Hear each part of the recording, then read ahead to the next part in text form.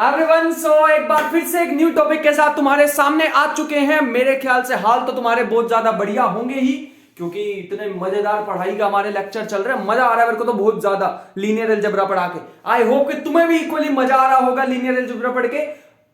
Theoretical topic, और theoretical नहीं, physics पे आ जाता हूं मैं बार बार।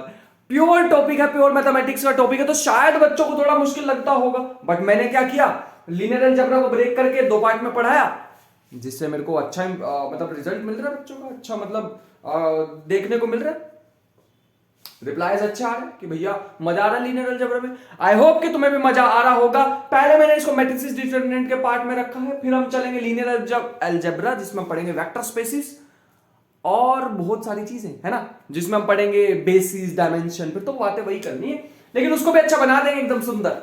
सो you know my name is Rajan Chopra. आज हम करने वाले हैं रैंक मल्टीप्लिसिटी थ्योरम।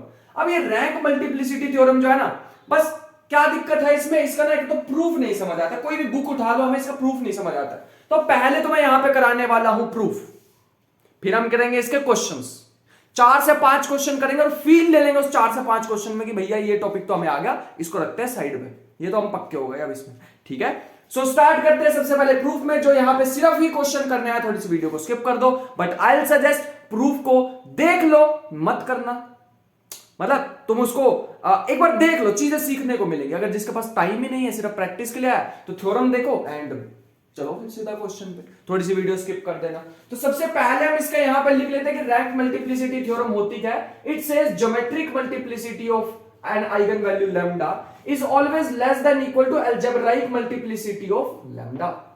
अब सर ये ज्योमेट्रिक मल्टीप्लिसिटी क्या होती है? अब ये वही बच्चा पूछ रहा होगा, सोच रहा होगा ज्योमेट्रिक मल्टीप्लिसिटी क्या होती है, जिसने मेरी रैंक वाली वीडियो नहीं देखी। नहीं नहीं नहीं, वो वाली रैंक वाली वीडियो नहीं, वो रैंक वाली नहीं, जिसने मेरी आइगन वैल्यू की वीडियो नहीं देखी। आइगन वैल्यू में मैंने ये बताया, रैंक नहीं, आइगन वैल्यू की वीडियो में नहीं। वो वाली आइगन वैल्यू की वीडियो नहीं कह रहा मैं, जिसमें 3.5 घंटे की वीडियो इतनी बड़ी, जब मेरे को जोश आ गया था बहुत ज्यादा, और वो टॉपिक काफी इंपॉर्टेंट था। वो नहीं, एक मैंने 25 मिनट की उससे पहले सजेशन किया था कि वो वीडियो देखो, वो वाली वीडियो देख के आया। तो वहां मैंने बताया था ज्योमेट्रिक मल्टीप्लिसिटी क्या होती है, कि हमें पता है ये हमें कैरेक्टरिस्टिक पॉलिनोमियल यहां से मिलता था, a माइनस में lambda i is equal to determinant of a minus lambda i is equal to 0। ये तो हमें पहले ही पता था। इसकी अगर मैं नलिटी देखूं, तो nullity of this, nullity of a minus lambda i matrix, ये तो डिटरमिनेंट है, मैं मैट्रिक्स की बात कर रहा हूं, जो अंदर मैट्रिक्स आएगी, इसकी जो नलिटी होती है, लैम्डा के कोरस्पॉन्डिंग जो इसकी नलिटी होगी, that represent geometric multiplicity, that represent geometric multiplicity. बात समझ पा रहे हो? पक्का? चलो आगे। ऐसी अलजेब्रिक मल्टीप्लिसिटी क्या होती है कि जितनी बार भी कोई लैम्डा रिपीट होता है, लैम्डा कितनी बार रिपीट हो रहा है, रिपीटिशन ऑफ लैम्डा, ये तो सिंपल सी है ना, रिपीटिशन ऑफ आइगन वैल्यू, ये तो सिंपल था, is called algebraic multiplicity. So this is the theorem. Theorem ये हमारे पास, अब इसका प्रूफ करने वाले हैं। प्रूफ भी एकदम सिंपल सा है, पता नहीं क्यों इसका प्रूफ इतना मुश्किल बना देते हैं बुक्स में, मेरे को समझ नहीं आती। आ जाओ प्रूफ करें इन दो बॉक्स में, ठीक है। सबसे पहले प्रूफ के लिए हमें थोड़ी सी चीजें इकट्ठी करनी पड़ेंगी। सबसे पहली चीज, अगर हम तुम्हें कह रहे हैं कि यहां पर ज्योमेट्रिक मल्टीप्लिसिटी, एक काम करते हैं, मान लेते हैं कि लैम्डा एक आइगन वैल्यू है ए की। If lambda is an eigen value of A with geometric multiplicity of m, small m इसकी ज्योमेट्रिक मल्टीप्लिसिटी है। अब ये चीज ध्यान रखना, अगर कभी भी मैं कहूं कि ज्योमेट्रिक मल्टीप्लिसिटी m है, तो ज्योमेट्रिक मल्टीप्लिसिटी m होने का मीनिंग सीधा सीधा हमारे पास ये निकल के आता है कि वहां पर m ऐसे हमारे पास वेक्टर से एग्जिस्ट करेंगे। अब मैं तुम्हें वेक्टर बता देता हूं पहले तो क्या होता है। मान लो यहां पे पहली जो कॉलम है, जो यहां पे आएगी, कुछ नंबर होंगे, दूसरी कॉलम, तीसरी कॉलम, जैसे मैं बता भी देता हूं, मान लो 3x3 के 1 0 0 0 1 0 0 0 1। इसमें दिस रिप्रेजेंट पहला वेक्टर, दिस रिप्रेजेंट दूसरा वेक्टर, दिस रिप्रेजेंट तीसरा वेक्टर। सो ये जो हमारे पास, दीज आर कॉल्ड वेक्टर्स, और इन तीनों में ना कोई रिलेशन नहीं है। बता दो, x1 को तुम x2 की टर्म्स में लिख सकते हो, लिख के दिखाओ। इसका मतलब तो हम ये बता पा रहे हैं सर x1 को x2 की टर्म में नहीं लिख पा रहे, इसका मतलब these are linearly independent vectors, linearly independent vectors, linearly independent vectors. अब खुद सोच के देखो, अगर हमारे पास ज्योमेट्रिक मल्टीप्लिसिटी कितनी एग्जिस्ट कर रही है, ज्योमेट्रिक मल्टीप्लिसिटी हमारे पास एग्जिस्ट कर रही है m, इसका मतलब सीधा सीधा ये आ रहा है कि if therefore there exist m linearly independent vectors, linearly independent vectors x1 x2 up to so on xn, ये हमारा xm ये हमारे पास लीनियरली इंडिपेंडेंट वेक्टर्स एग्जिस्ट करेंगे। लीनियरली इंडिपेंडेंट का मतलब है कि भैया इनमें कोई भी रिलेशन नहीं होगा किसी के भी आपस में। बात समझ पा रहे हो? ठीक है। सच दैट ये सारे के सारे जो वेक्टर्स हैं ये इस इक्वेशन को फॉलो करते होंगे, AXI equal to lambda XI। एक ही लैम्डा के लिए इतने सारे eigen vectors, these are called eigen vectors, इतने सारे वेक्टर एग्जिस्ट करते हैं एक ही लैम्डा के लिए। और ये कितने होंगे तुम्हें पता है? ये हमारे पास होंगे 1 2 अप टू सोन m तक। m हमारे पास वेक्टर एग्जिस्ट करने वाले हैं अगर ये क्या होती है, इसकी ज्योमेट्रिक मल्टीप्लिसिटी m होती है। अब भैया ये मेरे को ना समझ नहीं आ रही, आपने क्या लिख दिया, बात समझाते ध्यान से समझना, प्रूफ है इंपॉर्टेंट इसका। ये जो हमारे पता मैं प्रूफ क्यों कर रहा हूं तुम्हें पता है, अगर तुम मेरे साथ पिछले कुछ टाइम से जुड़े हो तुम्हें पता है मैं फालतू को प्रूफ कराता नहीं हूं कभी। जो बहुत ज्यादा इंपॉर्टेंट होता है उसे कराता तो ये है इंपॉर्टेंट, ठीक है। यहां से एक बात हमें ये समझ आ रही है कि AXI ये एग्जिस्ट क्यों कर रहे हैं भैया, ये नहीं समझ आ रहा। अब जब भी लैम्डा हमारे पास, लैम्डा की ज्योमेट्रिक मल्टीप्लिसिटी क्या होगी, m। इसका मीनिंग समझो पहले क्या होता है। इसका मीनिंग ये था, इसकी अगर ज्योमेट्रिक मल्टीप्लिसिटी m आ रही है मतलब ये m आ रहा है, मतलब इसकी नलिटी किसकी, इसकी नलिटी m आ रही है। समझ पा रहे हैं? इसकी नलिटी क्या आ रही है, m आ रही है। इसकी नलिटी m आ रही है मतलब m ऐसे वेक्टर्स होंगे, ध्यान से समझना, m ऐसे वेक्टर्स होंगे जो इसके लिए यहां पे इस इक्वेशन को सेटिस्फाई करने वाले हैं। नहीं समझ पाए? इसका मीनिंग है m ऐसे वेक्टर्स एग्जिस्ट करेंगे जो कि इस इक्वेशन को सेटिस्फाई करने वाले हैं। अब इसका जो बाकी का प्रूफ है ना, यहीं तक मेन जो बात समझने वाली थी जिसके लिए मैंने प्रूफ कराया था वो ये लिख दिया मैंने। अब बाकी का जो प्रूफ है वो तो आर्टिफिशियल, जैसे हमें पता ही है कि कुछ ना कुछ तो मैं उल्टा सीधा इसमें ले आऊंगा और इसमें घुसा दूंगा। उल्टा सीधा इसमें क्या है इस बार कि लेट देयर एग्जिस्ट, मान लेते हैं एक और मैट्रिक्स एग्जिस्ट करती है यहां पे, let there exist a non singular, let us take, ऐसे देख लो, let us take a non singular matrix. पहली बात तो ये मैट्रिक्स होगी जो मैं अब लिखने वाला हूं, x1 x2। अब तुम कहोगे भैया ये मैट्रिक्स का है, दिस इज कॉल्ड मैट्रिक्स। शायद तुमने सुना होगा रो मैट्रिक्स जैसी कोई चीज होती है, इसमें n वेक्टर्स एग्जिस्ट करते हैं, m तो करते ही हैं, उससे ज्यादा एग्जिस्ट करते हैं, n तक एक मैट्रिक्स एग्जिस्ट कर रही है। यहां तक तो नहीं कोई दिक्कत आ रही, सिंपल है। तो आगे जो प्रूफ करा रहा हूं ना वो जबरदस्ती वाले प्रूफ होते हैं जिसको मैं छुपा के रखता हूं तुमसे ताकि तुम्हें डर ना लगे। कोई सब्जेक्ट को प्योर सब्जेक्ट मत करो तुम, ये थी सीखने वाली चीज। ये तो बाकी प्योर सब्जेक्ट, प्योर वाला काम आ गया जो हमें करना है। मान लो एक P एक मैट्रिक्स एग्जिस्ट करती है, तो मैं अब नेक्स्ट चीज जो लेने वाला हूं ये लेने वाला हूं P इनवर्स AP। देखते हैं इसका क्या बनेगा, let's see P inverse AP। अब तुम बड़ी ध्यान से देखोगे तो P इनवर्स AP हमारा क्या बनेगा, ध्यान से देखो। P इनवर्स का तो पता नहीं क्या होगा, मेरे को नहीं पता भैया P इनवर्स का क्या होगा। A भी ऐसे रख दो, ये P की वैल्यू यहां रख दो, तो x1 x2 up to so on xm up to x plus m plus 1 up to so on xn। मेरे को पता है इस प्रूफ में अभी भी बच्चों के डाउट्स आएंगे, बहुत सारे डाउट्स आएंगे कि भैया फिर भी नहीं समझ आ रहा है, फिर भी नहीं समझ आ रहा है। मैं चाहता हूं कि तुम्हारे डाउट्स मैं लूं, कमेंट बॉक्स में डालना जो भी डाउट है, अभी भी इसमें बहुत सारे डाउट आएंगे। और अगर डाउट आ रहे हैं तो अच्छी बात है, मतलब तुम इस पर दिमाग लगा रहे हो, और वो डाउट डालना अपने कमेंट बॉक्स में। मेरे को नहीं लगता कि कोई बचा होगा डाउट इसमें, बुक में तो सीधा ही स्टेटमेंट लिख दी होती। मैंने फिर भी ट्राई किया है इसको समझाने का कि अगर नलिटी m है तो इसका मतलब m ऐसे वेक्टर्स एग्जिस्ट करते हैं जो ये इक्वेशन को सेटिस्फाई करेंगे। ये वेक्टर ऐसे एग्जिस्ट करेंगे जो सेम लैम्डा के लिए एग्जिस्ट करेंगे, सेम लैम्डा के लिए, ये ध्यान रखेंगे, सेम लैम्डा के लिए m ऐसे वेक्टर एग्जिस्ट करेंगे जो कि ऐसा कुछ होगा, a x i माइनस के lambda x i equal to 0। ये इसको क्या कर देंगे, नलीफाई कर देंगे। m ऐसे वेक्टर्स एग्जिस्ट करने वाले हैं। डोंट वरी एट ऑल, ये जो चीज है एक और बार वेक्टर स्पेसिस जमा कराऊंगा तब भी आने वाली, क्योंकि लीनियरली इंडिपेंडेंट वर्ड जहां भी यूज होता है मैं तुम्हें कहता हूं वेक्टर स्पेसिस में दोबारा वो चीजें पढ़ेंगे। बट मेरे को लगता है कि मैं बहुत हद तक तुम्हें समझाने में कामयाब हो चुका हूं, ठीक है। यहां तक समझ आ गई। ए को अंदर भेज दो भैया, क्या फायदा होगा ए को अंदर भेजने का, दिखाते हैं। यह आ जाएगा ax1 ax2 up to so on axm up to so on axm+1 up to so on axn। भैया मेरे को ये तो पता है क्या होता है ax1 हो जाएगा लैम्डा x1 यहां से, है ना, ये ax1 किसके इक्वल आ जाएगा, लैम्डा x1 की। भैया ये तो समझ आ गया।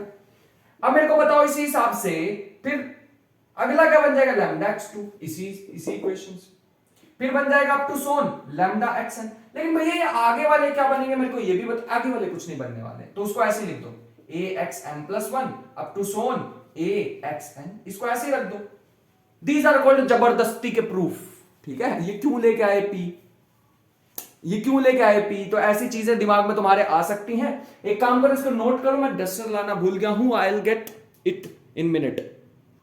यस, तो फाइनली इतना ढूंढने के बाद अपना डस्टर हमें ऑलमोस्ट डस्टर मिल चुका है। तो अब हम बात कर रहे थे कि हम यहां तक पहुंच चुके थे, आगे ध्यान से देखते हैं, थोड़ा सीरियस हो जाते हैं हम।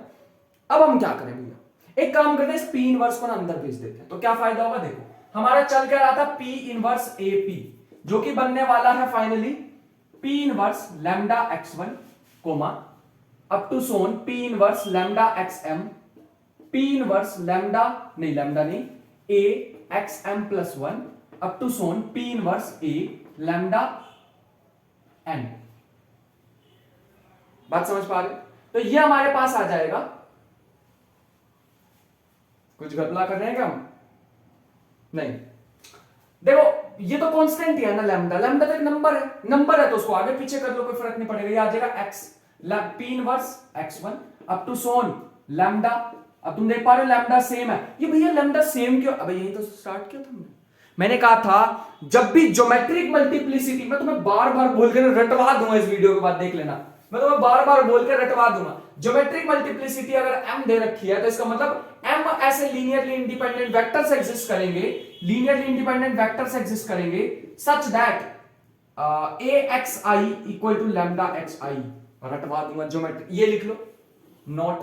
अभी 2-3 बार और लिखूंगा, डोंट वरी एट ऑल, जिद्दी हूं मैं भी, तो रटवा के जाएंगे तुम्हें यहीं पे, ठीक है। आगे चलो, ये बन गया, इसको नहीं कर पाएंगे हम कुछ भी, इसको ऐसे का ऐसे रहने दो, ठीक है। इसको आगे पीछे नहीं कर पाएंगे क्योंकि ये मैट्रिक्स है, एक नंबर नहीं। यहां तक तो कोई दिक्कत नहीं। अब आता है बेटे मेन स्टेप, जो बुक से समझ ही नहीं आता कभी भी, इसको रब कर दो। तो ये हमारे पास जो अब स्टेप आने वाला है वो है इंपॉर्टेंट स्टेप। वो क्या है कि वो हमारे पास है, अब यहां पे एक हमें बात समझनी पड़ेगी कि P इनवर्स इंटू P क्या होता है, पहले मेरे को ये बताओ। अब तुम कहोगे भैया A को अगर उसके इनवर्स से मल्टीप्लाई कर दो तो वो आता है I, ये तो हमने आपने पहले ही सिखा दिया, हमें इतने हम लेक्चर फॉलो कर रहे हैं। किसी भी नंबर को उसके इनवर्स से मल्टीप्लाई कर दो तो वो क्या आ जाता है, आइडेंटिटी मैट्रिक्स। ये तो मैंने पहले ही बताई थी ना, ये मैं पहले तुम्हें बता चुका हूं, इस चीज को ध्यान रखो। जब मैंने तुम्हें कहा था ना इन्वर्टिबल मैट्रिक्स को इंट्रोड्यूस कराया था, याद करो इन्वर्टिबल क्या होती है। इन्वर्टिबल का मतलब होता है जिसका जो इस इक्वेशन को फॉलो करती है, और फिर हम बी को कहते थे ए इनवर्स। याद करो, आया याद, बहुत अच्छे, ये हुई ना बात। तो P इंटू P इनवर्स हमारे पास क्या हो जाएगा, I। अच्छा एक मिनट, लेकिन भैया ये तो P जो था, ये वाला P, ये तो इससे नहीं बना हुआ था मिलके x1 x2 up to Son xn से। हाँ यार, अगर मैं P इनवर्स को P से मल्टीप्लाई करता हूं, P से, तो ये क्या बनेगी, आइडेंटिटी मैट्रिक्स। कितने ऑर्डर की, m ऑर्डर, n ऑर्डर की, सही बोल रहा हूं, हाँ n ऑर्डर की। यहां तक बात समझ आ रही है। तो P इनवर्स P हमारे पास क्या मिलती है, आइडेंटिटी मैट्रिक्स। भैया ठीक है, P किससे बना हुआ था, x1 x2 x3 up to Son xn तक, ठीक है भैया, ये भी समझ आ गया। इसका मतलब अगर P इनवर्स P से हमें मिलती है आइडेंटिटी एलिमेंट, कुछ गड़बड़ कर रहे हैं क्या, P इनवर्स P से अगर हमें मिलती है आइडेंटिटी एलिमेंट बिल्कुल सही है। तो P इनवर्स X1 क्या होगा? तुम कहोगे भैया अगर P inverse P identity matrix है तो P इनवर्स X1 क्या होगा? वो हमारे पास फर्स्ट रो हो जाएगी आइडेंटिटी मैट्रिक्स की। भैया समझ में आया? यहीं पे गड़बड़ हो रखी बुक्स में। मतलब P इनवर्स P हमारे पास क्या मिलेगा? आइडेंटिटी मैट्रिक्स मिलेगी M बाय M की, M बाय M की, ये हमारे को मिलने वाली है M बाय M की। तो P इनवर्स X1 क्या मिलेगा? सिर्फ X1 क्या मिलेगा? सिंपल हमारे को एक ही रो मिलने वाली है, तो फर्स्ट रो ऑफ I। ऐसे ही P इनवर्स X2 क्या मिलेगा? सेकंड रो ऑफ, अब मैं रो लिख रहा हूं यहां पे, मुझे कॉलम लिखना चाहिए, ठीक है?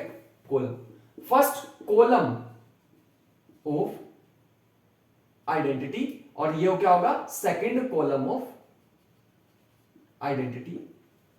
फिर ऐसे ही हमारे पास क्या होगा? P इनवर्स X3 क्या होगा? Up to so on. ऐसे ही third row of identity, fourth column of identity, ऐसे चलते चलते हमारे पास ये बन जाने वाला है। अब तो नहीं कोई दिक्कत है यहां तक? ठीक है भैया, यहां तक समझ आ गया? कोई डाउट तो नहीं बचा ना? P इनवर्स X1 क्या आएगा? First column. P inverse X2 क्या आएगा? Second column. P inverse X3 क्या आएगा? Third column. अप टू सोन सारी कॉलम्स हमें मिल चुकी हैं, ठीक है? बात समझ आ गई?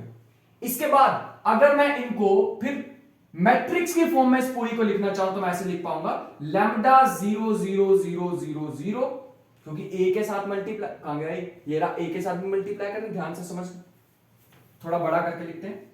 लैम्डा 0 0 0 0 0, फिर 0 लैम्डा 0 0 0 0 0, इसके जितनी ही जीरो डालते हैं।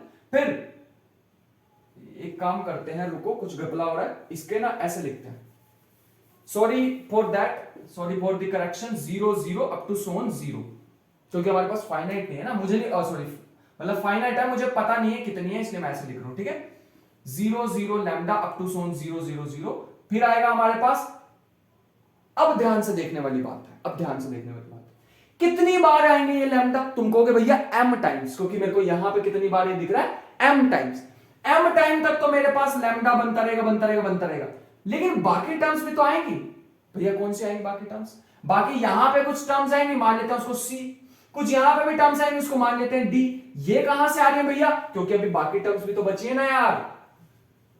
ये P इनवर्स को a से xm+1 से, उनको भी तो करोगे, उनसे लेना देना में कुछ नहीं। अरे तो मैंने कहा ना जबरदस्ती के प्रूफ होते हैं, लेना देना उससे हमें कुछ नहीं। लेकिन मान लिया लेना देना कुछ नहीं, अरे टर्म्स तो आएंगी। हाँ भैया सही कह रहे। अरे फायदा पता क्या हुआ, तुमने ध्यान भी नहीं दिया।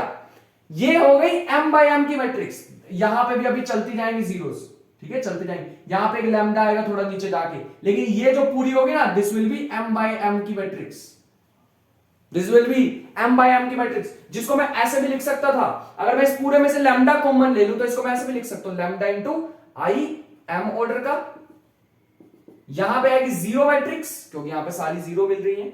यहां पे आएगी सी मैट्रिक्स, यहां पे आएगी डी मैट्रिक्स। ये सी डी के बारे में मेरे को कोई नॉलेज नहीं है, कोई नॉलेज नहीं, मेरे को नहीं पता ये क्या है, और मेरे को जानना भी क्यों है? ये तो प्रूफ है, क्वेश्चन थोड़ी कि मेरे को पूछेंगे व्हाट इज सी। लेकिन एक बात तो भैया आप सही कह रहे हो, बाकी सारी बातें तो हम आपकी मान गए, एक बात आप इसमें अगर ध्यान से देखो तो वो ये आ रही है कि भैया यहां पे ये डायगोनल मैट्रिक्स नहीं लग रही आपको, दिस इज डायगोनल मैट्रिक्स। अब डायगोनल मैट्रिक्स में, क्योंकि ये डायगोनल मैट्रिक्स है, डायगोनल मैट्रिक्स में आइगन वैल्यू क्या होती है? Diagonal elements. अबे पूरा कल वाली वीडियो देखनी, कल वाली मतलब लास्ट वीडियो देखी होनी चाहिए, ठीक है? यही होते हैं आइगन वैल्यूज डायगोनल मैट्रिक्स में, तो याद रखो, diagonal elements are eigen values, eigen values are diagonal elements, eigen values are diagonal values, diagonal elements. Diagonal elements इसके क्या होते हैं? डायगोनल एलिमेंट्स से क्या होंगे? इसके आइगन वैल्यूज होंगे, ठीक।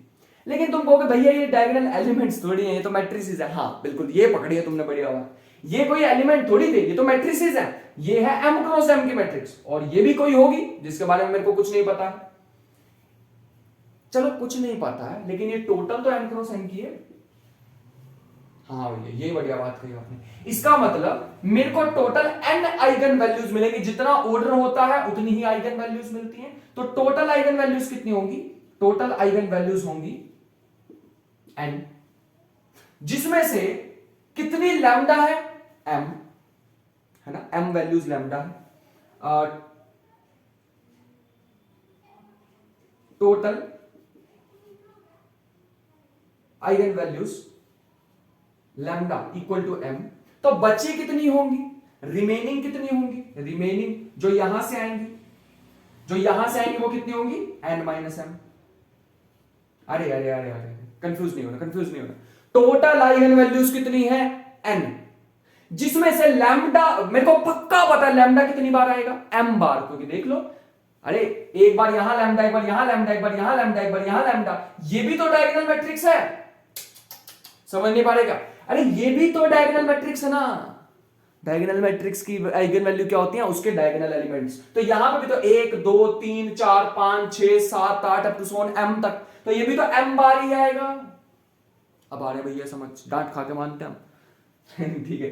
तो ये हमारे पास आएगा total number of values, m आ रही है हमारे पास लैम्डा, बाकी बची हुई क्या होंगी? n माइनस m, मुझे नहीं पता वो क्या है, लेकिन होंगी होंगी इसमें से आएंगी। अब तुम कहोगे भैया क्या इन दोनों को मिला के टोटल आइगन वैल्यूज होंगी इसकी? हाँ हाँ, ये हम कह सकते हैं। अब तुम ध्यान से देखो, जो मेन पार्ट आने वाला है भैया, सारे आप मेन मेन बता के हमें सिखा गए हो प्रूफ। हाँ, तो वरना तुमने सीखना भी नहीं था, तब बोरिंग प्रूफ था इसका। वरना अगर मैं वैसे ही बताता तो वो तो थोड़ी उछल कूद देख के तुम तरस खा जाते हो मेरे पे। यहां तक मेरे ख्याल से तुम्हें बात समझ आ रही है। इसका मतलब हमें यह समझ आ गया कि टोटल आइगन वैल्यूज लैम्डा कितनी है? m। अब तुम कहोगे भैया ये तो आप मतलब ये वाली स्टेटमेंट से क्या हमें ये कहना चाह रहे हो कि लैम्डा कितनी बार आएगा? m बार। अरे वो कौन सी मल्टीप्लिसिटी होती है जो बताती थी कि कितनी बार आइगन वैल्यू रिपीट हो रही है? Algebraic multiplicity. इसका मतलब ये जो अलजेब्राइक मल्टीप्लिसिटी ऑफ लैम्डा है, ये कितना आ रहा है? m, at least m, at least m। भैया आपने एट लीस्ट को लिखा, फटाफट बता दो। क्योंकि m तो है ही है, m तो है ही है, m तो आएंगी ही आएंगी। क्या पता इसमें से भी एक आध निकल जाए, है ना। अरे इनके बारे में मेरे को नहीं पता ये आइगन वैल्यू क्या है, ज्यादा से ज्यादा नहीं होगी। अरे मान लो इसमें, मान लो ये लैम्डा कितना? 2 कितनी बार है? m times. क्या तुम्हें पक्का गारंटी दे सकते हो कि यहां पे 2 आएगा ही नहीं? आएगा ही नहीं कभी भी नहीं। हम गारंटी नहीं दे पाएंगे भैया, क्या पता आ जाए, लेकिन ये तो पक्का गारंटी दे सकता है कि 2m टाइम्स तो आएगा ही आएगा। तो इसलिए मैंने वर्ड लिखा है algebraic multiplicity of lambda is at least m। m से कम नहीं हो सकती, क्योंकि m तो है ही है, उससे ज्यादा हो सकती। क्या पता यहां पे मिल जाए, क्या पता इस वाली में एक और लैम्डा मिल जाए। ये बात अपने बढ़िया करिए भैया। तो इसका मतलब algebraic multiplicity of lambda is greater than equal to m। या तो m के इक्वल होगी या उससे बड़ी होगी, उससे छोटी नहीं हो सकती, क्योंकि कम से कम इतनी बार तो रिपीट होगा ही होगा। ये बढ़िया बात कही है भैया आपने। लेकिन हमें एक और बात पता थी, ये क्या मान के चले थे स्टार्टिंग में? जल्दी जल्दी जल्दी जल्दी, ये क्या मान के चले थे? This was a geometric multiplicity of lambda, that is the proof. This was the geometric multiplicity of lambda. Starting में बताया था तुम्हें ज्योमेट्रिक मल्टीप्लिसिटी क्या होती है। हाँ, तो यहां से आ गए, यहां पे आ गए। अब तुम कहोगे भैया ये भी बता दो कि फिर आप वो इसी का ही, सॉरी, इसका ही मीनिंग होता है हमारे पास नलिटी ऑफ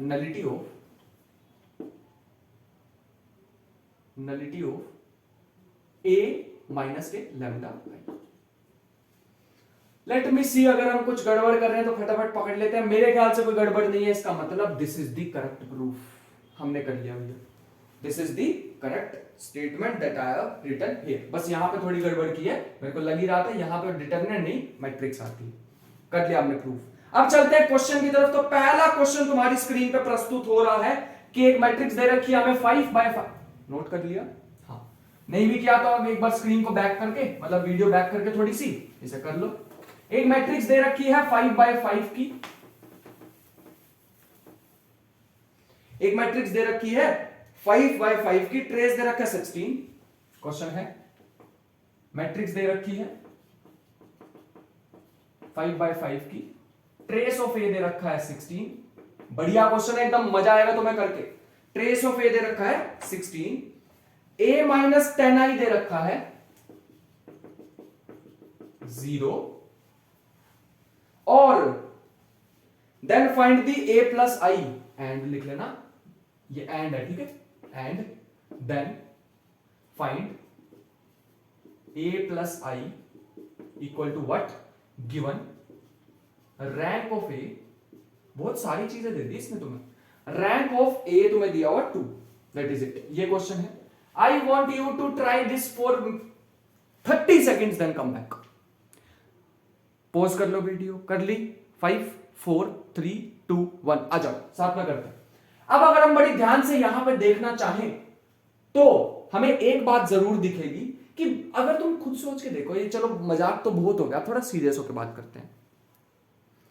क्या एग्जाम में ये क्वेश्चन आता, तुम्हारे सामने लिखा होता, क्या तुम कभी भी बता सकते थे कि ये अलजेब्राइक मल्टीप्लिसिटी थ्योरम से होना है? नहीं बता पाते। कैसे पता लगेगा भैया, यहां लिखी थोड़ी हुई ये बात, ये तुम्हें आएगा प्रैक्टिस से। अलजेब्राइक मल्टीप्लिसिटी के बिना भी ये क्वेश्चन हो सकता है, लेकिन ये स्पेसिफिक वीडियो में बहुत सारे क्वेश्चन ऐसे मैं करा चुका हूं लास्ट वीडियोस में, बहुत सारे क्वेश्चंस मैं ऐसे करा चुका हूं तुम्हें। लास्ट अगर तुम आइगन वैल्यू आइगन वेक्टर की वीडियो देखोगे ना, 3.5 घंटे की थी, मैंने निचोड़ दिया टॉपिक को। कोई भी बुक उठा लोगे उससे बाहर नहीं मिलते हैं तुम्हें चीजें, किसी भी एग्जाम के लिए हो, चाहे बात समझ पा रहे हो, किसी भी एग्जाम के लिए हो, वो उससे बाहर नहीं चीजें मिलने वाली हैं। हाँ, ड्यूरेशन बहुत बड़ी थी वीडियो की, लेकिन मैंने छोड़ा कुछ नहीं है उसमें, एक ऐसा सिंगल क्वेश्चन नहीं था जो मैंने छोड़ दिया उसमें। इसीलिए अब हमें क्या करना है, ये क्वेश्चन को वैसे भी हो सकता है, लेकिन रैंक मल्टीप्लिसिटी थ्योरम से थोड़ा इजी पड़ेगा, तो मैं उसे करके दिखाता हूं। अब ध्यान से देखना, एक बात तो हमें पक्का पता है कि a minus 10i equal to 0, ये देने का महत्व क्या हुआ, इसका मतलब हुआ 10 इज एन आइगन वैल्यू।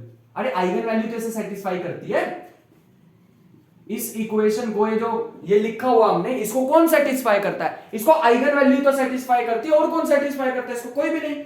इसका मतलब हमें यहां से एक बात तो पक्का समझ आ रही है, यहां पे आइगन वैल्यू ही इसको सेटिस्फाई करेगी, आइगन वैल्यू ही इसको सेटिस्फाई करेगी, बात समझ आ गई। दूसरी चीज अगर तुमने ध्यान से देखी होगी तो रैंक हमें क्या दे रखा है, पहली बात है स्क्वायर मैट्रिक्स है, एक और बात हमें समझ आ गई, पहली बात ये देखी, दूसरी बात हमने देखी A is a square matrix,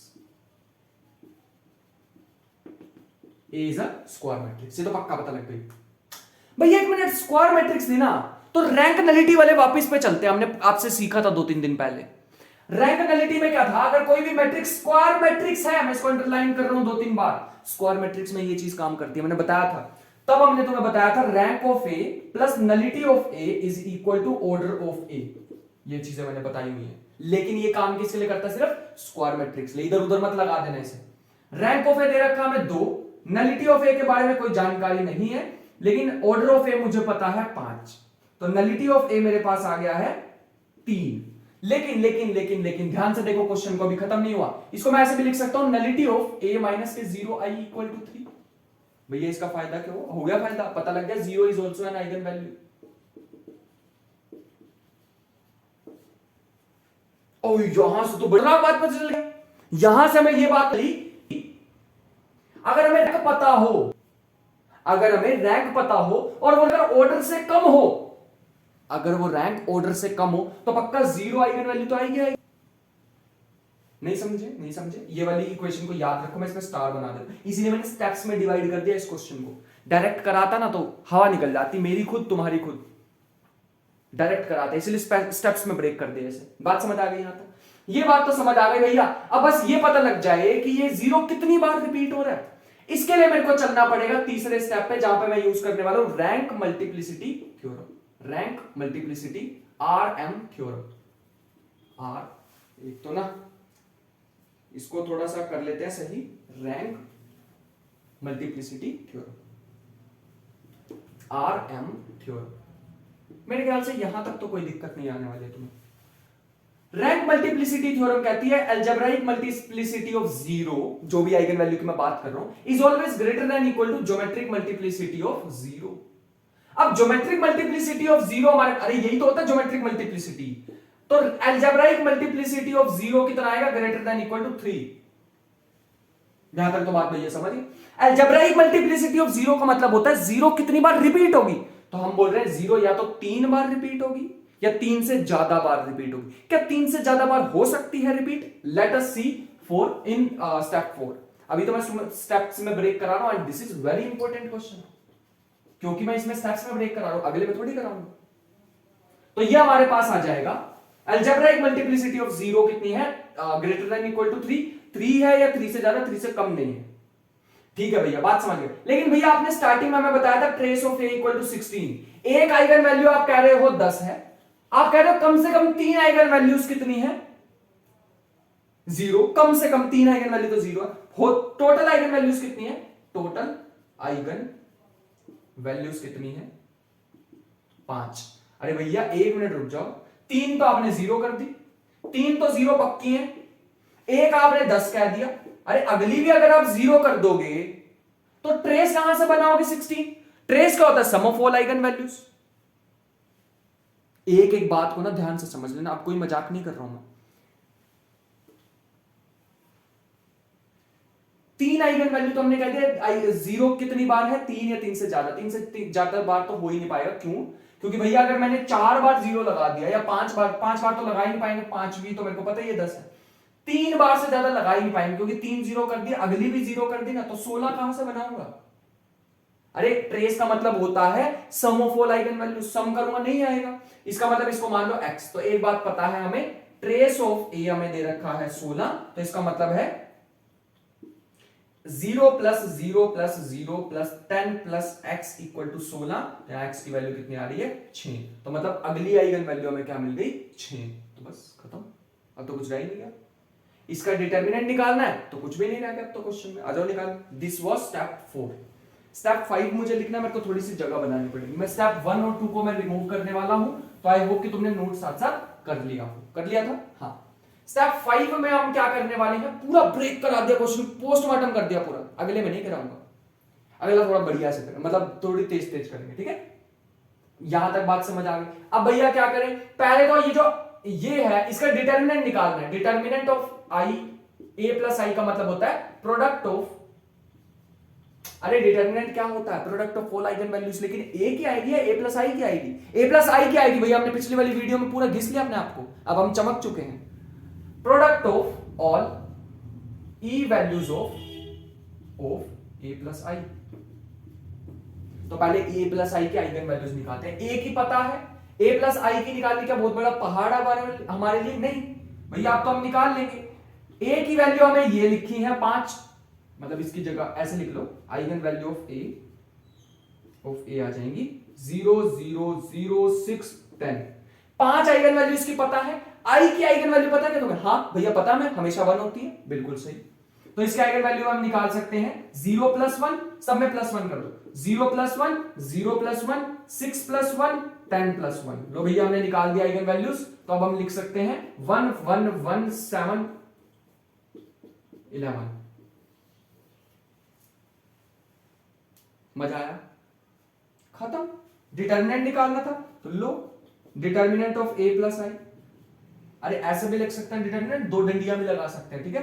तो यह आ जाएगा 1 इंटू 1 इंटू 1 इंटू 7 इंटू 11। तो ये हमारे पास, मेरा तो आंसर आ रहा है 77। अपना भी मैच करके देख लेना, क्या तुम्हारे पास भी यही आंसर आ रहा है सेम? अलग आ रहा हुआ तो चेक कर लेना एक बार दोबारा, आंसर तो यही है, ठीक है ना? तो अगले क्वेश्चन पे हम चलते हैं। प्रस्तुत है तुम्हारे सामने question number 2, which says A is a square matrix of order 4। तो लिख लो A is square matrix of order 4 and nullity of A minus 2i, nullity of A minus 2i equal to 2। A is singular, ध्यान से देखना, A is singular, A is singular matrix and rank of A minus 4i, rank of, मैं साथ साथ बोल रहा हूं, मुझे पता है यहां पे रिफ्लेक्शन आती है थोड़ी, है ना, लाइट की, मैं बोल रहा हूं singular matrix and rank of, मतलब रैंक ब्रैकेट में a माइनस 4i, मैं यही लिख देता हूं है ना, इतना भी दिमाग नहीं लगा पा रहा हूं, rank of a minus 4i, ये दे रखा तुम्हें 4, लेट मी सी 4 ये नहीं, ये दे रखा 3, ये दे रखा 3। देन पहला ऑप्शन तुम्हारे सामने, eigen value of a are, eigen values of a are 0, 2, 2 and 4, 0, 2, 2 and 4, क्या ये है? चेक करके बताओ। दूसरा ऑप्शन ट्रेस ऑफ, अब तो भैया ट्रेस व्रेस तो हम निकाल ही देंगे, बस हमें एक बार आइगन वैल्यूज पता लग गई ना तो हमने पूरा घिस लिया अपने आप को, ट्रेस तो हम निकाल ही देंगे, है ना? यही सोच रहे हो तुम? बिल्कुल सही सोच रहे हो। Determinant of i plus A, determinant of i plus A, तुम्हें पता होगा जिसने लास्ट वीडियो देखी आइगन वैल्यू की, वो बड़ी वाली, उसमें ये निकालना तुम्हारे लिए ऐसे हो जाएगा 45। उसमें मैंने इतने क्वेश्चन किए जितने हम नॉर्मल कोर्स में भी नहीं कराते, मतलब कोई बड़े इंस्टीट्यूट पे भी जाओगे ना, इतने क्वेश्चन नहीं मिलने वाले जितने तुम्हें मैंने उससे एक वीडियो में करा दिए थे। मैं चाहता हूं तुम एक बार इसको ट्राई करो, क्या लिखा है इसका मीनिंग निकालने की कोशिश करो जल्दी से, 5 सेकंड है तुम्हारे पास, फटाफट पॉज करो वीडियो को, ट्राई करो। सो आई होप कि सबने कर लिया हो ट्राई। अब हम चलते हैं इसके सॉल्यूशन की तरफ। भैया ये थोड़ा सा इजी क्वेश्चन, अब तुम कहोगे भैया इजी तो आप इजी तो आप हर बार ही कहते हो, है ना? करके दिखाओ तो माने, अच्छा करके दिखाते हैं। यहां पे ना अगर तुमने बड़ी ध्यान दिया हो तो यहां पे nullity of a minus 2i हमें क्या रखा है 2। ये nullity of a minus 2i देने का मतलब क्या हुआ? इसका मतलब हमें यहां से ये समझ आ रहा है, nullity of a minus 2a देने का मतलब ये हुआ कि algebraic multiplicity of 2 will be greater than equal to nullity of a minus 2i। अरे वही geometric multiplicity of 2, geometric multiplicity तो होती है ये, this is geometric multiplicity of 2, 2 is here, 2 is lambda, 2 is an eigen value. इस equation में जो भी यहां पे दिखता है वो क्या होती है? आइगन वैल्यू होती है। और ये जो पूरी तामझाम होता है, दिस तामझाम is known as geometric multiplicity of 2। तो algebraic multiplicity of 2 will be greater than equal to 2। ये किसके इक्वल है? 2 के इक्वल है। एक इक्वेशन तो यहां से हमें मिल चुकी है। दूसरी इक्वेशन की तरफ चलते हैं। दूसरी हमें क्या रखा है कि rank of a minus 4i equal to 3। अगर rank of a minus 4i equal to 3 दे रखा है तो हमारे पास एक बात तो हमें पहले ही पता थी, rank of a minus 4i plus nullity of a minus 4i equal to क्या होने वाला है? 4। ठीक तो है? अरे ऑर्डर तो इसका 4 ही होगा, अरे ए का ऑर्डर तो 4 ही आएगा, उसकी आइगन वैल्यू तुम 4 लो 5 लो, जो भी मतलब एग्जिस्ट करेगी आइगन वैल्यू, ऑर्डर थोड़ी चेंज होता है कभी, है ना? ऑर्डर सेम रहने वाला। इसका मतलब यहां से नलिटी कितनी आ रही है? a माइनस 4i की। Nullity of a minus 4i आ रहा है 4 माइनस में rank of a minus 4i which is, question में गिवन है रैंक ऑफ ai कितना है? 3। तो इसका मतलब हमें यहां से समझ आ रहा है nullity of a minus 4i अगर हमारे पास कितना है? 1 है, तो इसका मतलब algebraic multiplicity of eigen value, eigen value क्या होती है? मैंने बताया तुम्हें, जो भी यहां लिखा होता है that is known as eigen value. Eigen value कितनी है? 4। तो अलजेब्राइक मल्टीप्लिसिटी ऑफ 4 क्या होगी? Greater than equal to 1। बात समझ गए भैया? एकदम बढ़िया समझ गए। मतलब दो जो आइगन वैल्यू ए मैट्रिक्स की दो आइगन वैल्यू हमें मिल चुकी हैं, जो कि है 2 और 4। ये हमें पक्का पता है कि ये जो 2 है कम से कम ये 2 बार आ रहा है, कम से कम 2 बार, ये कम से कम 1 बार आ रहा है, कम से कम 1 बार तो आ ही रहा है। Greater than equal to 1, greater than equal to 2। Let's see total eigen values कितनी है? ये 3 आइगन वैल्यू हमें मिल चुकी हैं, 3 आइगन वैल्यू मिल चुकी है। फोर्थ निकालनी है, क्या पता फोर्थ 4 हो सकती है या 2 हो सकती है, हमें नहीं पता। ठीक है, कुछ घपला कर रहे हैं, हाँ यहां 4 लिखना चाहिए मुझे, है ना? ये 4 एक ही बार आएगा। टोटल आइगन वैल्यूज लिख दो।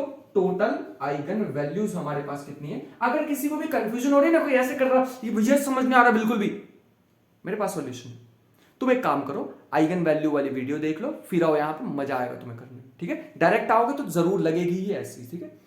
फिर तुम सोचोगे कि भैया मेरे को नहीं समझ आ रहा है, किसी भी यूट्यूबर पे मैं बोल रहा हूँ, या कोई भी पढ़ा रहा है, कहीं पे भी पढ़ा रहा है, अगर तुम डायरेक्ट किसी लेक्चर में जाके बैठ जाओगे तब उसे जज मत करो, वो तुम्हारी गलती, तुम बीच में आए हो। स्टार्टिंग से पढ़ते यार, वो भी तो अपना दिखा पाता है ना। मतलब ऐसा नहीं होता है, टीचर बहुत सारे ऐसे टीचर होते हैं जो हर टॉपिक को इंडिपेंडेंट पढ़ाते हैं, लेकिन कुछ चीजें तो होंगी जो पिछले से रिलेटेड होंगी। मैं तुम्हें यहां पे दोबारा बताने बैठूं कि आइगन वैल्यूज ही क्या होती हैं, तो फिर तो ये 2-2 घंटे की वीडियोस बन जाएंगी, है ना। तो थोड़ा सा उसका ख्याल रखेंगे। टोटल आइगन वैल्यूज कितनी होंगी? 4 होंगी, क्योंकि इसका ऑर्डर कितना है? 4 है। 3 आइगन वैल्यूज हमें मिल चुके हैं, क्योंकि 2 की मल्टीप्लिसिटी, अलजेब्राइक मल्टीप्लिसिटी कितनी थी? 2। अलजेब्राइक मल्टीप्लिसिटी क्या होता है? Number of repetition of this eigen value कितनी है? 2, कम से कम 2, कम से कम 1। एक और चीज अगर तुमने बड़ी ध्यान से देखी हो तो ये स्टेटमेंट शायद तुम पढ़ने में थोड़ा सा रह गए, जिसने पढ़ ली होगी वो एकदम कूद के पढ़ गया होगा, भैया A इज सिंगुलर मैट्रिक्स का मतलब होता है determinant of A equal to 0। क्या फायदा होगा determinant of A equal to 0? इसका मतलब यहां पे भैया रैंक जो होगा A का, वो पक्का 4 के इक्वल तो नहीं होगा, 4 के इक्वल तो नहीं होगा। इसका मतलब नलिटी ऑफ A हमें मिल गई, कम से कम एक तो नलिटी हमें मिल ही गई, एक तो नलिटी हमें मिल ही गई। नलिटी ऑफ A कितना आ गया? 1। देखो 4 तो हो नहीं सकता इसका रैंक, ध्यान से समझना, ध्यान से करते हैं। Rank of A can not be equal to 4। क्यों? डिटर्मिनेंट ही 0 आ गया। ये मैंने तुम्हें रैंक की वीडियो में बताया था। अब देखो कितनी सारी वीडियो मिक्स हो जाएंगी बीच में, है ना। इसीलिए लेक्चर अगर इकट्ठे होते जाएंगे तो तुम्हारे लिए दिक्कत होगी। फ्लो में चलो, मजा आ जाएगा, तुम्हें एकदम मजा आ जाएगा। याद भी रख लो, अभी के लिए इसको नोट भी डाल लो, अगर जिसने नहीं भी देखी है वो वीडियो, जबरदस्ती नहीं कह रहा हूं वहां जाओ। याद रख लो डिटर्मिनेंट ऑफ A 0 होता है, मैंने बताई हुई है अच्छी तरह डिटेल में बताई कि डिटर्मिनेंट ऑफ A 0 होता है, तो रैंक कभी भी 4 के इक्वल या फिर ऑर्डर के इक्वल तो आ ही नहीं सकता। अगर रैंक 4 के इक्वल नहीं है तो कम से कम एक 0 तो ऐसी पक्का एग्जिस्ट करेगी, एक तो ऐसी रो पक्का एग्जिस्ट करेगी जो पूरी की पूरी क्या होगी? 0। और पूरी की पूरी अगर रो 0 हो हमारे पास तो वो क्या कहलाती है? Nullity of A। मतलब नलिटी ऑफ A हमारे पास क्या आ गया? 1। और नलिटी ऑफ A 1 आ गया तो मैं इसको ऐसे भी लिख सकता हूं, nullity of A minus 0 i equal to 1। इसका मतलब यहां से हमें यह समझ आ गया कि nullity of A minus 0 i का 1 आ गया। इसका मतलब ये समझ आ रहा है कि भैया अलजेब्राइक मल्टीप्लिसिटी ऑफ, ये क्या है? एक आइगन वैल्यू।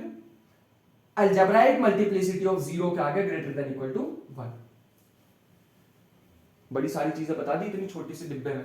ये जो डिब्बा है ना, इसमें मैंने कम से कम भी 10 से 15 चीजें बता दी है तुम्हें।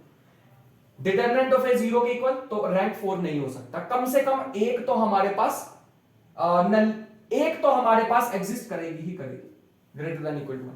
कम से कम एक तो करेगी। नलिटी ऑफ A मतलब रैंक 4 के इक्वल नहीं है तो कम से 4 के इक्वल नहीं, 3 हो सकता, 2 हो सकता, 1 हो सकता, कुछ भी हो सकता। अभी मैं ज्यादा डिटेल में नहीं जाऊंगा। मान लो 4 के इक्वल नहीं हो सकता, कम से कम एक तो रो होगी जिसमें सारी की सारी जीरोस होंगी। रैंक का मतलब क्या होता है? Number of non zero rose. 4 non zero रोज नहीं है तो एक तो जीरोस होगी, 0 वाली होगी। इसका मतलब हमने वो यहां पे लिख दिया। अब हम इस A को लिख सकते थे A minus 0 i, I is identity matrix, और 0 से मल्टीप्लाई करोगे तो वैसे ही खत्म हो गई। बात समझ गए भैया?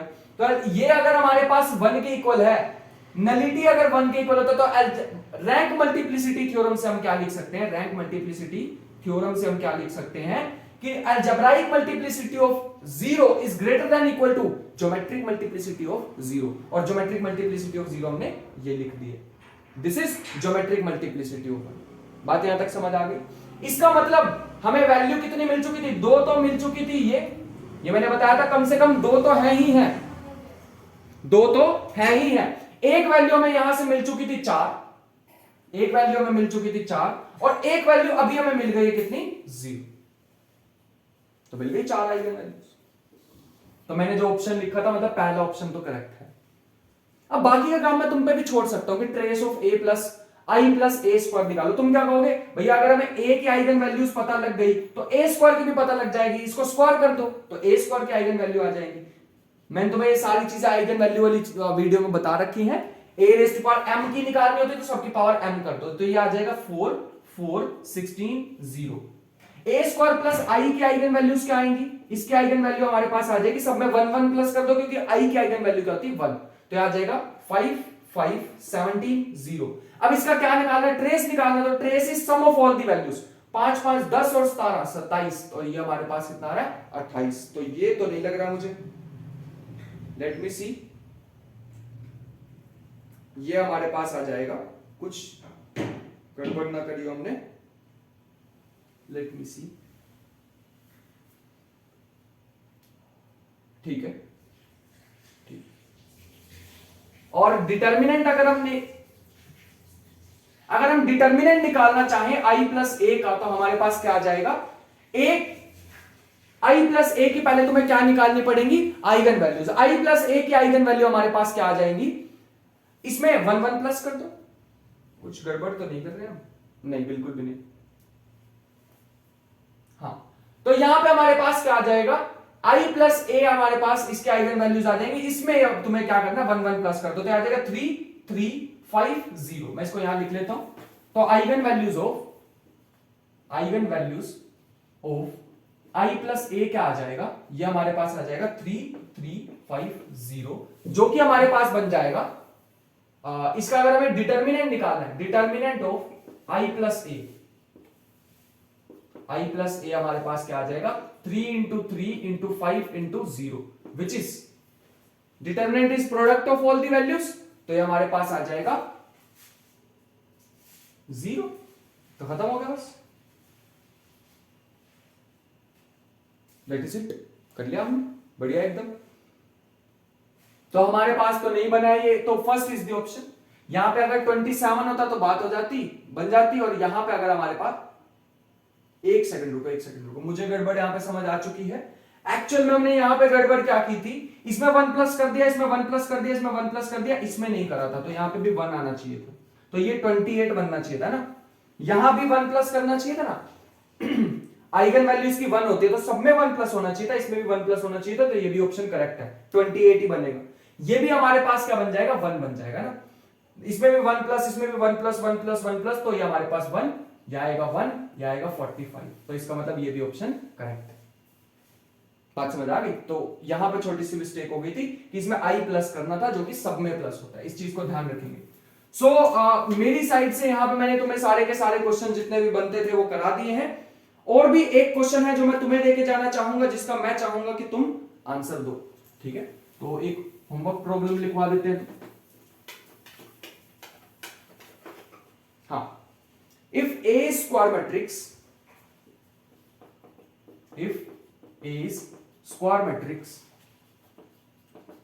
square matrix of order 6 such that nullity of A minus I equal to 2, nullity of A minus 2I equal to 3,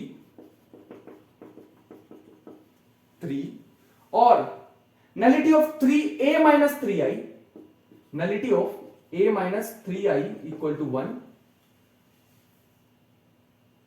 then find the nullity of A minus 4I, nullity of A minus 4I, ये हमें find out करनी है कितनी होगी, option तुम्हें दे देते हैं, हाँ, तो ये ऑप्शन होंगे 0 1 2 3, इसको फटाफट से एक बार ट्राई कर लो, वीडियो पॉज करो और फटाफट ट्राई कर लो एक बार इस क्वेश्चन को, होमवर्क प्रॉब्लम होगी तो इसको एक बार ट्राई कर लो, कर लिया वीडियो पॉज करके, चलो आ जाओ एक बार फटाफट देख लेते हैं इसे,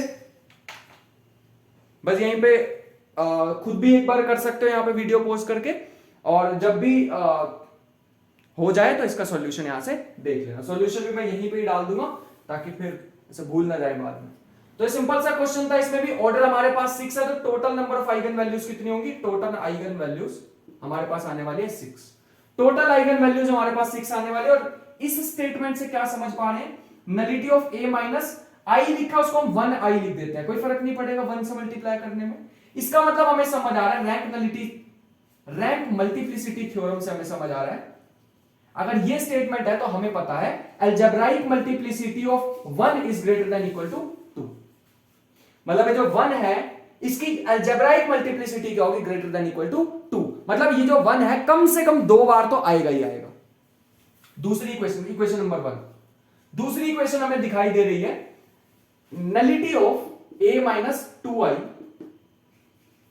यहां लिख लेते हैं nullity of a minus 2i, nullity of a minus 2i equal to 3। इसका मतलब क्या हुआ, दोबारा रैंक नलिटी थ्योरम लगाएंगे तो हमें समझ आ जाएगा algebraic multiplicity of 2 is greater than equal to 3। मतलब ये जो 2 है ये कम से कम 3 बार तो आएगा ही आएगा। दूसरी इक्वेशन, तीसरा में दे रखा है nullity of a minus 4i equal to नहीं a minus 3i, a minus 3i equal to 1। इसका मतलब दोबारा रैंक मल्टीप्लिसिटी थ्योरम से हम कह सकते हैं algebraic multiplicity of 3 is greater than equal to 1। मतलब ये जो 3 है कम से कम एक बार तो आएगा ही आएगा, कुछ भी हो जाए। तीसरी इक्वेशन, तो तुम्हें नहीं लगता कि ये 2 बार आएगा, ये 2 बार आएगा, ये 2 बार आएगा, ये 3 बार आएगा, ये 1 बार आएगा, तो वो तो गया 5 6 बार। देखो ये 1 कितनी बार आ सकता है, कम से कम 2 बार। ये 2 कितनी बार आएगा, कम से कम 3 बार। और ये 3 कितनी बार आएगा, कम से कम 3 बार। तो इसके बाद तो आ ही नहीं सकते, 6 ही तो आइगन वैल्यू थी, मतलब आइगन वैल्यूज हमें मिल गई। अब मैंने तुम्हें एक बात सिखाई थी कि ये जो a minus something i equal to ये 0 कब हो सकता है, when i is eigen value.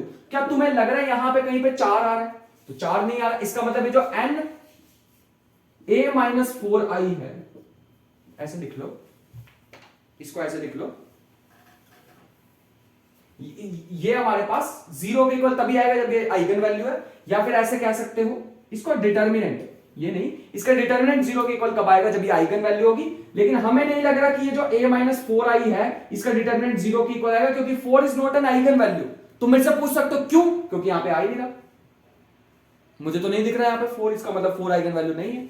अगर ये आइगन वैल्यू नहीं है तो हमारे पास हम क्या कह सकते हैं यहां पे, अगर ये आइगन वैल्यू नहीं है, इसका डिटर्मिनेंट 0 नहीं आ रहा, तो डिटर्मिनेंट 0 ना आने का मतलब ये होता है, अभी मैंने तुम्हें एक चीज बताई थी कि किसी का डिटर्मिनेंट 0 आ जाए, किसी का डिटर्मिनेंट 0 आ जाए तो उसका रैंक जो होता है, मैं तुम्हें एग्जांपल से बताता हूं, साइड में लिख लेना एक बॉक्स बना के, a है मान लो 6/6 की, अगर इसका डिटर्मिनेंट 0 आ गया तो मतलब rank of a will be less than 6। अगर डिटरमिनेंट 0 आ गया तो वो 6 से हमेशा छोटा ही होगा, कुछ भी हो जाए 6 नहीं हो सकता अगर डिटरमिनेंट 0 आ गया तो। अगर डिटरमिनेंट 0 नहीं आया 0 के इक्वल, अगर डिटरमिनेंट ऑफ अ मैट्रिक्स 0 के इक्वल नहीं है, तो हम ये पक्का कह सकते हैं कि rank of a minus 4i क्या आएगा, इक्वल टू 6, क्योंकि a का ऑर्डर कितना दे रखा है 6, मतलब ये कितना आएगा 6। इसमें कोई भी रो नहीं होगी जो 0 बनेगी, क्यों, क्योंकि हमारे पास 4 एक आइगन वैल्यू थोड़ी है। इसका मतलब हमारे पास ये समझ आ रहा है, लेकिन भैया आपने तो बताया था कि rank of a minus 4i plus nullity of a minus 4i is equal to order of a minus 4i। ये तो आपने अभी स्टार्टिंग में भी बताया था वीडियो के। तो ये कितना हमारे पास 6, ये कितना है हमारे पास, ये कितना हमारे पास ऑर्डर ऑफ मैट्रिक्स 6, 6 से 6 कट जाएगा तो आंसर कितना आ रहा है 0, तो 0 इज द फाइनल आंसर। मेरे ख्याल से तुम्हें बात समझ आ गई होगी। जो मेन बात याद रखने वाली थी वो ये थी, इसी के साथ मैं दूसरा भी डाल देता हूं कि एक 6/6 की मैट्रिक्स है, कितने की भी मैट्रिक्स है, n क्रॉस n की मान लो, n क्रॉस n की मैट्रिक्स, अगर उसका डिटर्मिनेंट इक्वल टू 0 आ जाता, उस इक्वल टू 0 नहीं आता तो मतलब रैंक उसका क्या होगा, रैंक क्या होगा 6। अगर 0 आ जाता है तो वो 6 से तो छोटा ही होगा, मैं नहीं बता पाऊंगा कितना होगा, लेकिन 6 से तो छोटा ही होगा। आई होप कि यहां तक तुम्हें बात समझ आ गई होगी, मैंने कुछ भी नहीं छोड़ा इस रैंक मल्टीप्लिसिटी थ्योरम के बारे में, ठीक है। इतनी सी भी कोई बात नहीं है जो मैंने छोड़ी। फिर भी कोई डाउट आता तो comment box is for you, तुम्हारे लिए ही है, उसमें कमेंट कर सकते हो और पूछ सकते हो जो भी डाउट आया है। बट मेरे ख्याल से मैंने तुम्हारे सारे डाउट क्लियर करे होंगे और प्रैक्टिस भी अच्छी कराई है, ऐसे छोटे मोटे क्वेश्चन नहीं लिए जो कि मतलब ऐसे ही थ्योरम समझाने के लिए होते हैं, अच्छे क्वेश्चन कराए तुम्हें। आई होप कि वीडियो पसंद आई होगी। मिलते हैं नेक्स्ट वीडियो में, तब तक के लिए ख्याल रखें, पढ़ाई करते रहें। All the best, bye bye.